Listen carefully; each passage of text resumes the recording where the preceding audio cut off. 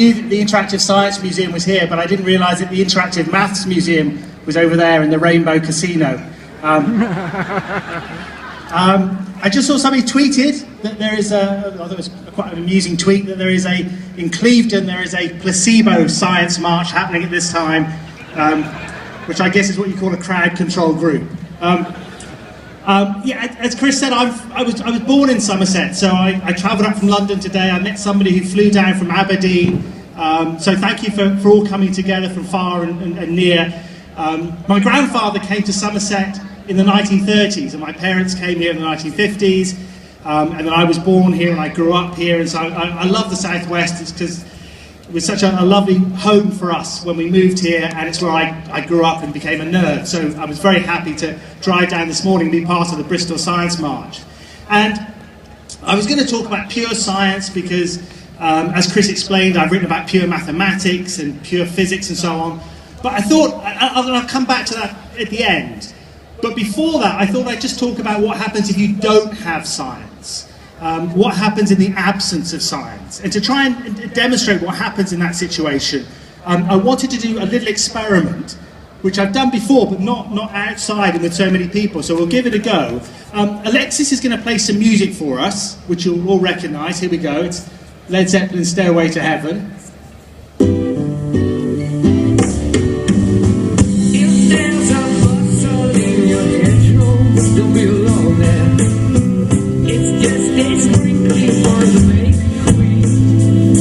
So you'll all recognise that tune, you'll all have heard it hundreds of times before, but what we're going to do now is play it for you backwards, okay? So Led Zeppelin, Stairway to Heaven, lasts about 10 seconds, and Alexis is going to play it for you now backwards.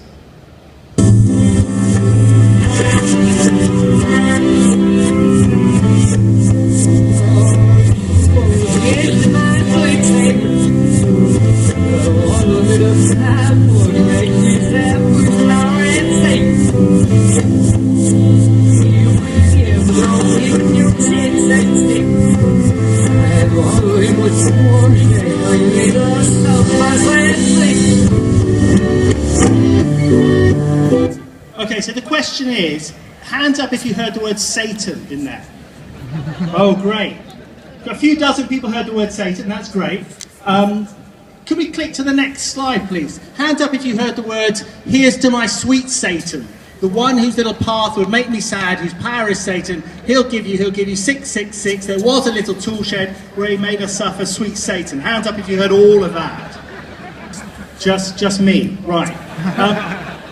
Okay, so in a minute, not quite yet, but in a minute, in a second, Alexis is going to play that music for you again.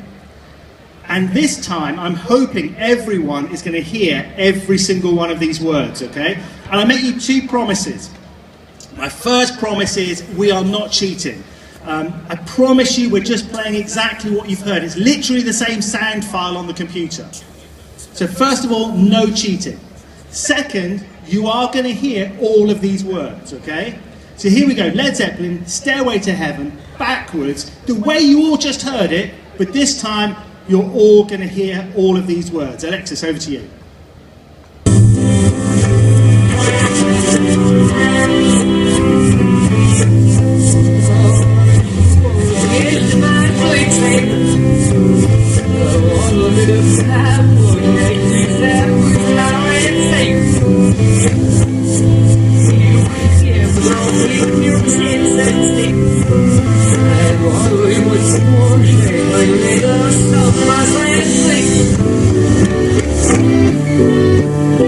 Hands up if you heard it that time. Oh, fantastic, that's such a relief. Thanks, Joe and Alexis, for making that happen. That was technically not an easy thing to do. But I wanted to do it because it's incredible. You hear it the first time, and most people hear nothing. You play it a second time, and I think pretty much everyone in the square heard an entire coherent paragraph about Satan and his tool shed. And what's happening is that, quite clearly, there is nothing there. It's a song played backwards, and if you play it backwards, it's nonsense. So the first time, if you heard nonsense, that was reality. But the second time I played it, I showed you the words. I said you will hear these words. I compelled you to hear these words. And our brains have evolved over the last 100,000 years, million years, to find patterns, to look out for patterns. And if I give you an expectation, if I give you a bias or a prejudice, your brain, our brains, actively seek out those words, and our brains trick us into hearing something that's not there. And that's what just happened. All of our brains tricked us into hearing something that wasn't there because we had an expectation. Sometimes our brains can trick us into hearing something that's not there. Sometimes they can trick us into seeing something that's not there. Sometimes they can trick us into believing something that's not true. And for me, that's why science is so important, because without science, if all we have is our expectations and our prejudices and our five senses, then we can believe all sorts of nonsense. And it's only with the tool of science that we take a step back. We do experiments, we develop theories, we test them, we argue, we become objective. And that's our only way of trying to get closer to the truth. We never get quite to the truth, and that's why we need more experts, as other people have said. We need experts to debate and argue and get us closer to the truth through the scientific method. And that's something that politicians need to understand. When they develop their policy, they need to develop it on evidence. We talk about evidence-based policy. Scientists don't dictate the policies, but they provide the evidence, and politicians should not ignore that evidence. They need to take it into account and acknowledge it before they move on. So I just wanted to, I said at the beginning that my background's really in pure science, and that's kind of what I love, and I thought I'd just end with a light story about pure science. And some of you may have heard this before. I've mentioned it before when I've spoken about it in Bristol just 2 weeks ago and spoke about this. So just a nice little story to end with about pure science. I'd written a book called Big Bang, all about the history of cosmology and who came up with the Big Bang Theory, why do we think it's true, what's the evidence, crucial word, to support the Big Bang Theory. And while I was writing the book, towards the end of the book, there was a song on the radio that I heard by Katie Melua. The song's called 9 Million Bicycles. And Alexis is going to play the second verse of that song. We are 12 billion light years from the edge. That's a guess. No one can ever say it's true, but I know that I will always be with you. You know, this still makes me angry today, because she's implying that the universe is 12 billion years old. It's not, it's more like 14 billion years old. She says no one can ever say it's true. She says it's just a guess. In science, we don't make guesses, we make careful measurements. She says no one can ever say it's true, but in science, we always try and get closer to the truth. And then she says, but I know that I will always be with you. At this point, I can't trust a word this woman says. So I wrote an article for The Guardian about this. And the point of the article was just really an opportunity to write an article about how incredible science is, that we're tiny animals with small brains on this little planet, and we look up into the universe, and with maths and science and technology, we know so much about the universe, and we should really celebrate it. We should kind of try our best to get it right. And then, at the end of the article, just for fun, I rewrote the lyrics, and they're not perfect, but Alexis, can you put up my version of the lyrics? My version was, we are 13.7 billion light years from the edge of the observable universe. That's a good estimate with well-defined error bars. And with the available information, I predict that I will always be with you. So,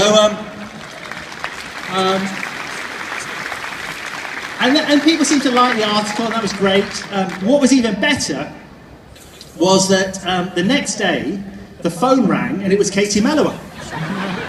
Turns out that she's one of us. She loves science. She was a member of the astronomy club when she was at school, and there's a solar telescope over there. If you get a chance to look at that before you leave today on March, have a look at the solar telescope. But she loves astronomy. She read the article, she got the joke, and we met up the next day at the BBC, and she re-recorded her song using my lyrics.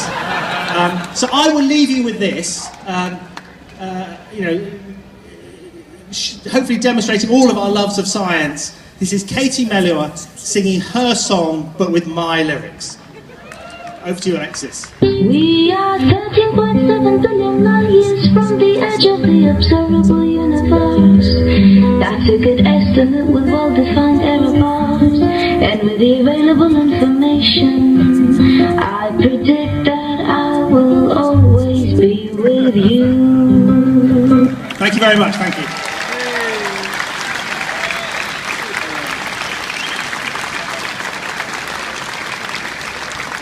That's superb. Let's have our hands together for all four of our speakers. They've been imaginative, inspirational, and positively truthful. Thank you very much. Thank you very much indeed. Do you know, has any of you ever played White Man in the Hammersmith Palais by The Clash backwards? I'll tell you what it says. It says, grow up to realise that you can change the world by doing it yourself. Grow up to not be bullied, to resist intimidation, and to promote the truth. That's what it says. And if you listen to Shout Above the Noise by Penetration, it might be a mantra that leads you to stand on this stage, because that's what we're doing this morning. We're shouting above the noise, just a noise. What we want is sound advice and sound science directing that advice and decision making.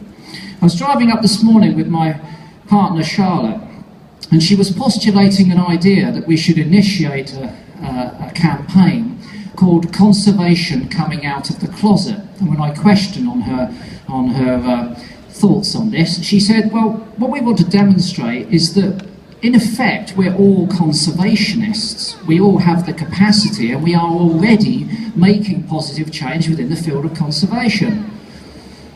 We might pursue that. But here's another thought. What if this morning we are all scientists? We're all standing up for that science. We understand the process, and we understand the progress that we want to make.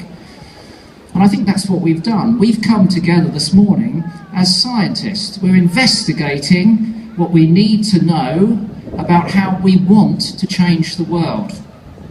And we're going to prove that in a moment by going on a march and taking some action. Because in this day and age, caring is not enough.